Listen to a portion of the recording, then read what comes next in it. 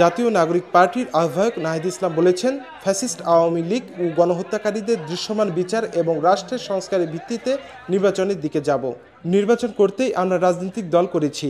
নির্বাচনটি হতে হবে গণপরিষদ নির্বাচন। গণপরিষদ নির্বাচন ছাড়া নতুন সংবিধান বা সংবিধানের মৌলিক সংস্কার সম্ভব নয়।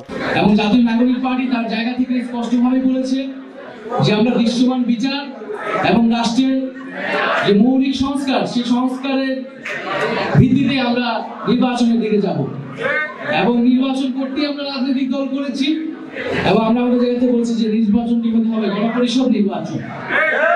আমরা মনে করি গণপরিষদ নির্বাচন ছাড়া একটি নতুন সংবিধান বা সংবিধানের মৌলিক সংস্কার প্রয়োজন নয়। অনেকে ন্যূনতম সংস্কারের কথা বলতেছে, আমরা বলি ন্যূনতম সংস্কার বলে কিছু হয় না, আমাদের মৌলিক এবং গুণগত সংস্কার করতে হবে। এই সংস্কারের ভিত্তি এই সরকারের সময়ই করতে হবে।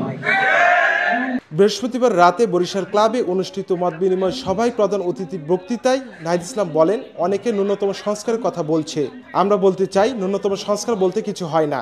ছাত্র জনতা রক্ত দিয়ে সরকারকে এনেছে পরিবর্তনের জন্য এবং বিচার পাওয়ার জন্য। সেই কমিটমেন্ট অবশ্যই জনগণের প্রতি সরকারের রয়েছে এবং আমাদেরও রয়েছে।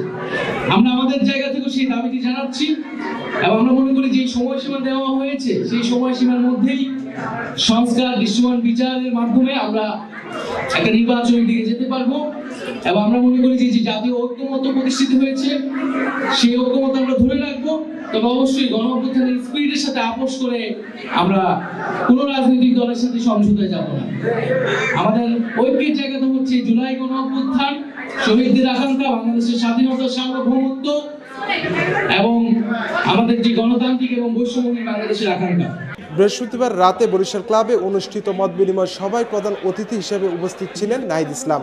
জাতীয় নাগরিক পার্টি বরিশাল মহানগর শাখার উদ্যোগে ওই সভার আয়োজন করা হয়।